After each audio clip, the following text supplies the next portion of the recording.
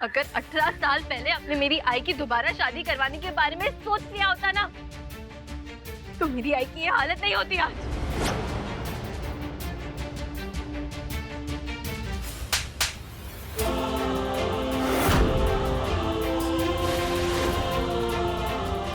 अनुप्रिया जी, अनुप्रिया जी, अनुप्रिया जी, शांत हो जाइए। कैसे शांत हो जाऊं? ये लड़की कुछ भी बकवास कर रही है।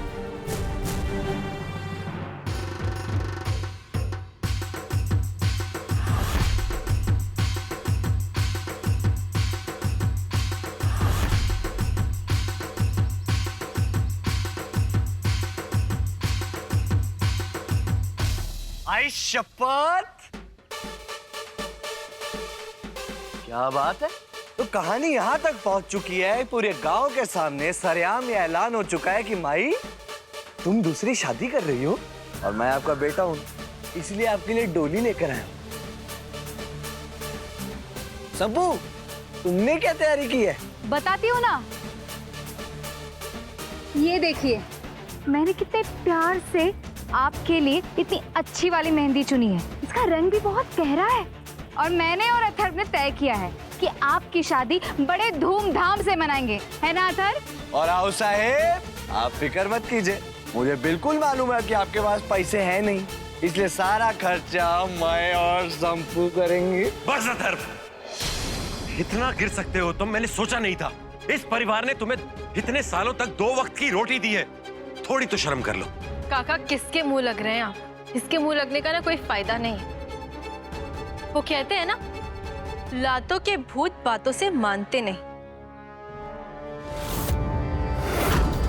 बड़े शान से आए थे ना इस डोली में। अब देखना मैं क्या करती हूँ। चुप रहो, हिलोगी नहीं यहाँ से तुम। अच्छा, जो कुछ हो रहा है ना तुम्हारी वजह से हो रहा है। ये जो मेरी बेइज्जती हो रही है ना, ये तुम्हारा दिया हुआ तोहफा है। तुम्हें और लोगों में कोई फर्क नहीं है कल्याणी। तुम भी वही करना चाहती हो जो बाकी लोग करते आए। अपनी उंगलियों पे मुझे नचाना चाहती हो। आई देखो, मैं ये सब तुम्हारी भलाई। मेरे भले के लिए? हाँ, इसका मतलब तुम्हें भी ऐसे ही लगता है कि जब तक मेरे नाम के आगे कोई नाम नहीं लगता तब तक मैं अधूरी हूँ, है ना? कल्याणी, तुम जानना चाहती हो मेरी खुशी किसमें है? किसके सहारे की जरूरत है मुझे जानना चाहती हो तुम? रुको,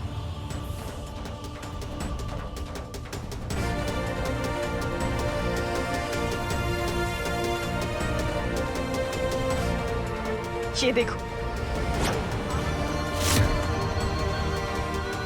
मुझे सिर्फ इसके सहारे की जरूरत है।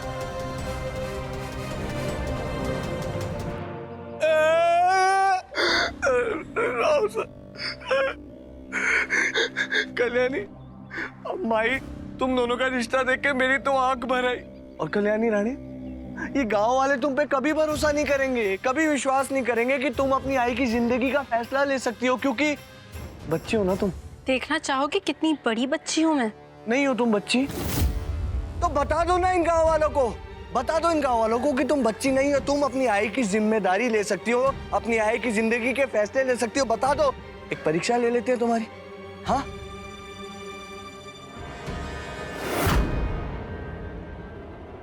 आओ परीक्षा लेते हैं। आओ।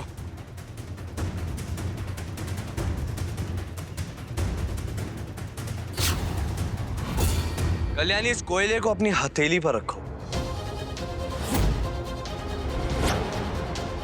क्योंकि जो बेड़ा तुमने उठाया है ना अपनी आई की शादी दोबारा करवाने का, उसका ज्वालामुखी जब फटेगा ना, तो ये गांव वाले भी तो देखें कि उस ज्वालामुखी फटने के नतीजे को झेलने के लायक हो कि नहीं। तो है हिम्मत?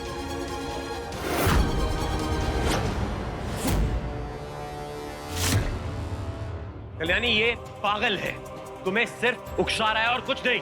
ये सब करने की कोई जरूरत नहीं है। नहीं कल्याणी, नहीं कल्याणी, ये पागलपन है। अथर्व पापड़, तुम शायद मुझे जानते नहीं। कल्याणी राणे नाम है मेरा। अपनी आई की भलाई के लिए मैं इस गांव से तो क्या पूरी दुनिया से लड़ने की हिम्मत रखती हूँ अपने अंदर।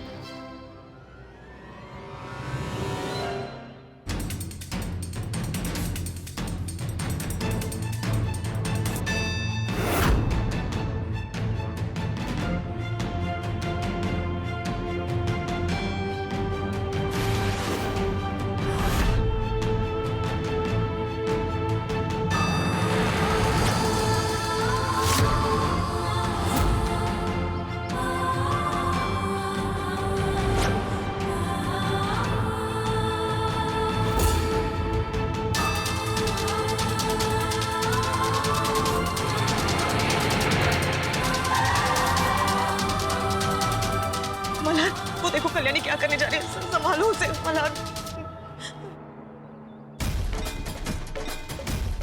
मल्हार, वो कल्याणी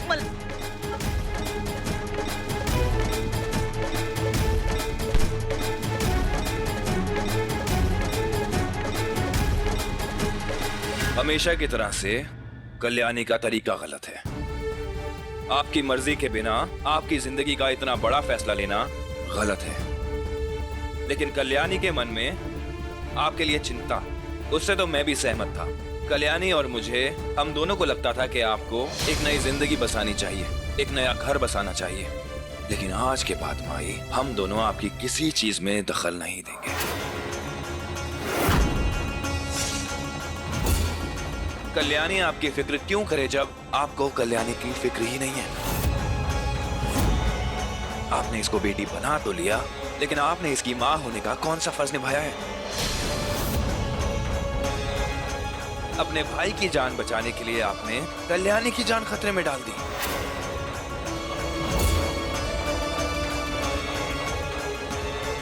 आपने साबित कर दिया माई कि मुंह बोली बेटी से ज्यादा आपके लिए खून का रिश्ता ज्यादा मायने रखता है। चलो कल्याणी। नहीं मल्हार जी सुनिए, आई ऐसा कभी नहीं कर सकती। मल्हार जी आपको गलत लग। मल्हार जी कल्याणी, मैंने कहा बैठो।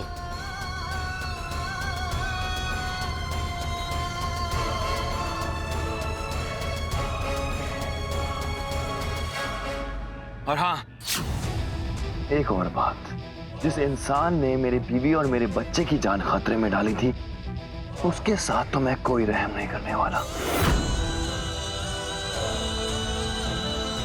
उसके सारे पुराने केस खुलवाने जा रहा हूं मैं। आपका भाई अपनी पूरी जिंदगी जेल में काटेगा। ये मेरा आपसे वादा है माई।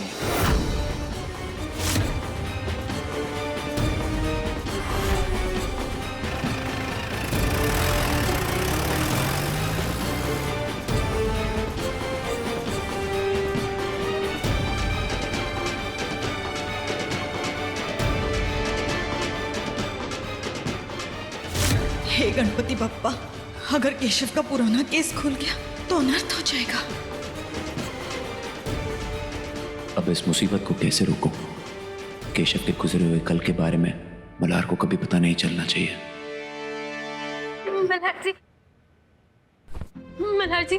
मल्हार जी देखिए, आप गलत समझ रहे हैं। आप आई को मिसअंडरस्टैंड कर रहे हैं। आई ऐसा कभी जानबूझ के नहीं करेगी। चुप, बिल्कुल चुप। हाँ, क्या साबित करना चाहती तू अपना हाथ जला के, वो भी उस अदालत के सामने? देखिए मल्हार जी, मैं मानती हूँ कि आई अपनी भाई की जान बचाना चाहती थी। वो थोड़ी कमजोर पड़ गई, लेकिन मुझे पूरा यकीन है आई कभी मेरी या पिल्लू की जान ऐसे खतरे में नहीं डालेंगी। अच्छा, तो फिर मोक्ष बावड़ी के नीचे कैसे पहुंचा? क्योंकि सच ये है कि माई ने अपने भाई की जान बचाने के लिए तुम्हारी और मोक्ष दोनों की जान खतरे में डाल दी। क्या हुआ, दर्द हो रहा है? बाहर तो बड़ी हीरोइन बनके हाथ में कोयला लेके खड़ी थी, अब जरा भी दर्द बर्दाश्त नहीं हो रहा?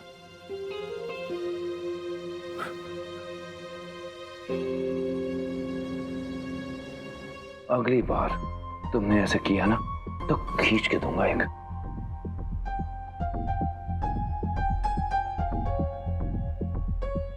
मल्हार जी, आप टेंशन मत लीजिए, हाथ बेटर है मेरा। मरहम तो लगाने दो ठीक से।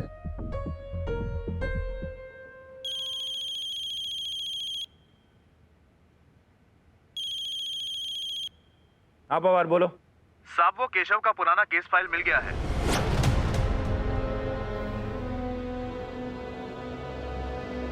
और फाइल अभी के अभी घर लेकर आओ।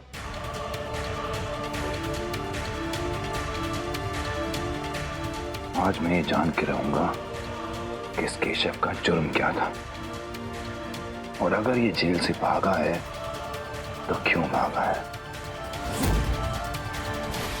उस रात क्या हुआ था ये बात किसी को पता नहीं चलनी चाहिए। अनुप्रिया, हमें तुम पर पूरा भरोसा है, लेकिन हम सबको मिलकर केशव को अपना मुंह बंद रखने के लिए मजबूर करना होगा। जो बात हमने इतने सालों तक छुपा के रखी थी वो बात अब बाहर नहीं आनी चाहिए।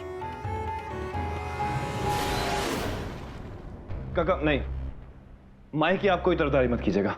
उन्होंने जो किया है उसकी कोई माफी नहीं है। अपने भाई की जान बचाने के लिए मेरे बीवी बच्चे की जान खतरे में डाल दी। गलत है ये।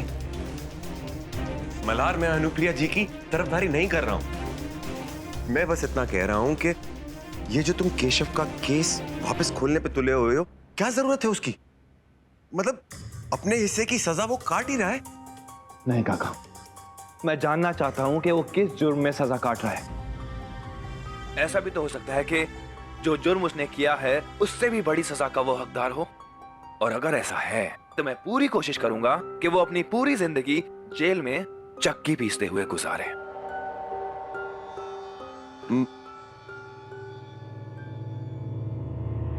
अब मैं मल्हार को रोकूं भी तो कैसे? अब तो भगवान ही कुछ ऐसा कर सकता है जिससे केशव का सच मल्हार के सामने ना आए।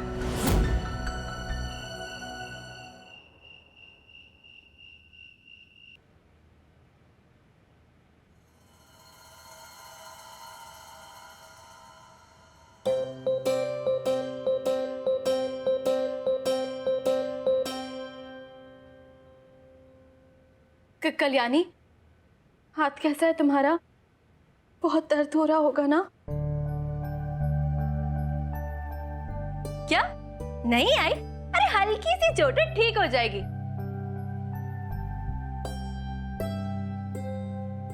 क्या जरूरत थी तुम्हें ये करने की?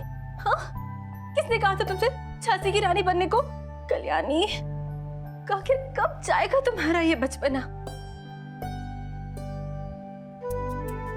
अरे आई, चला जाएगा।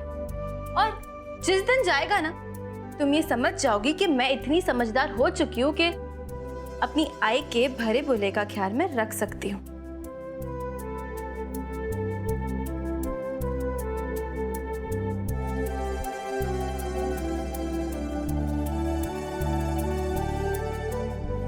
आग लग गई। अरे कोई पानी दो।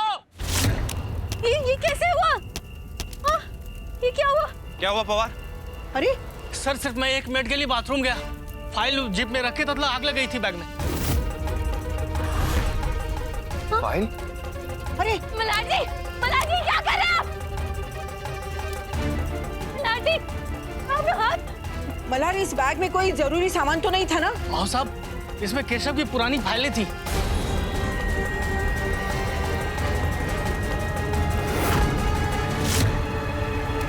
किसी ने तो जानबूझ के फाइल जलाने की कोशिश की है।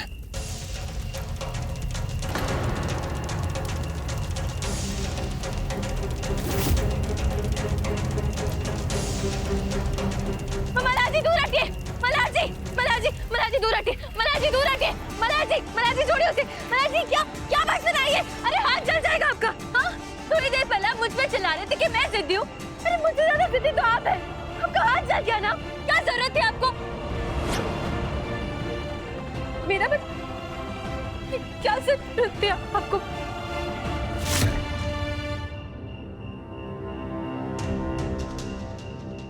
क्यों किया तुमने ये?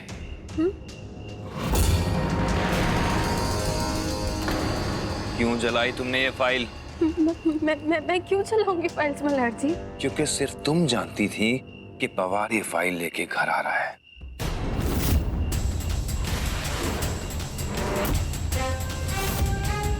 लेकिन मल्हार जी, मैं ऐसा क्यों करूंगी?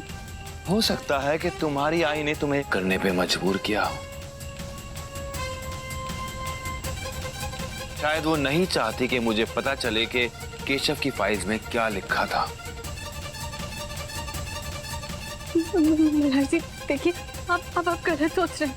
आई ने मुझे ऐसा कुछ करने के लिए नहीं कहा और ना ही मैंने ये फाइल जलाई है। आप विश्वास कीजिए ना मेरा। मल्हार, कल्याणी क्यों जलाएगी ये फाइल?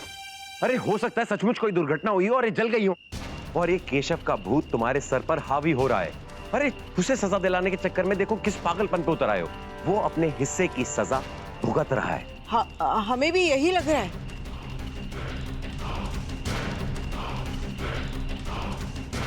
अब तो मेरा शक और भी बढ़ गया है। कोई तो इस घर में है जो नहीं चाहता कि मुझे केशव के गुजरे हुए कल के बारे में पता चले। अब तो मैं केशव का पीछा बिल्कुल नहीं छोड़ूंगा। ध्यान रहे। मल्हार जी देखिए, हाथ में मलहम लगा लीजिए।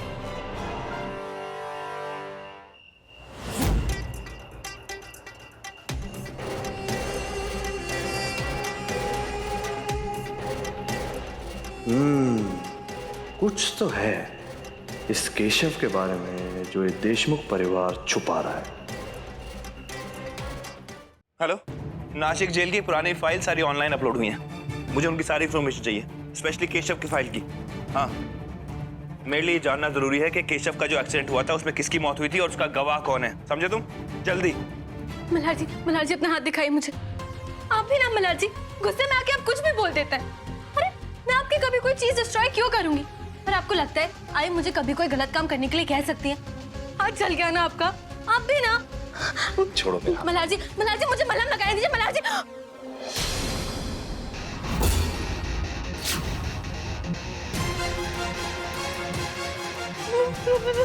सॉरी, मैं आपके जले में हाथ पे ही लगाना चाहती थी। सॉरी, मैं अभी पोत देती हूँ। सॉरी कल्याणी। सॉरी। आप देख सकें इधर जला है ना।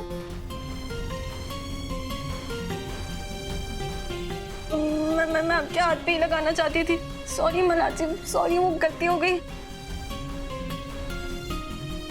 मल्हार जी क्या कर रहे हो? मल्हार जी मेरा नया दुपट्टा है। मल्हार जी प्लीज मल्हार जी मुझे बहुत पसंद है। मल्हार जी छोड़िए ना। इतनी बेवकूफ तुम कैसे हो सकती हो? जानबूझ के करती हो ये सब? हाँ? नहीं।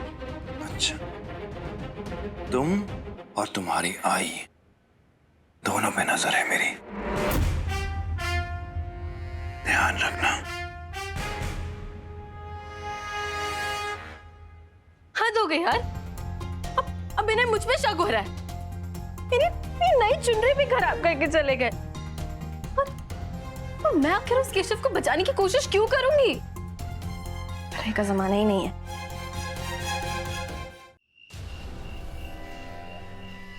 पता नहीं ये केशव फिर से क्यों आ गया है। एक पुराना अध्याय जो हम सब भूल चुके थे, अब फिर से कटियार बनकर हम सब की गर्दन पर लटक रहा है। समझ में नहीं आ रहा है केशव को कैसे रोकूं। मल्हार को ये सच्चाई भी तो नहीं पता चलनी चाहिए, नहीं तो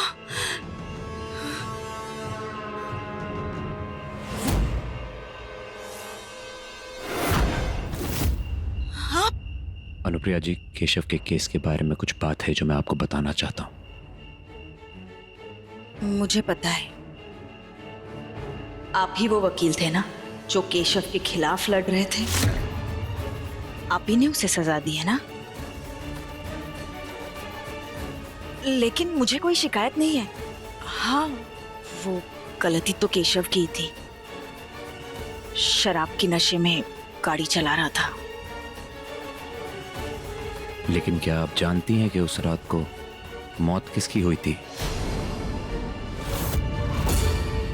नहीं, मैं सिर्फ इतना जानती हूँ कि केशव इस परिवार के लिए गाड़ी चलाता था। एक्सीडेंट के वक्त वो नशे में था। बस। जी।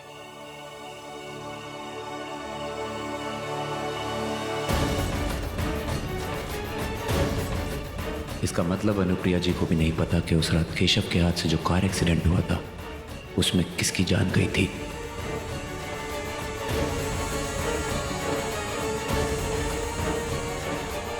मैं सार्थक जी को सच भी तो नहीं बता सकती कि मेरा भाई निर्दोष है। उस रात तो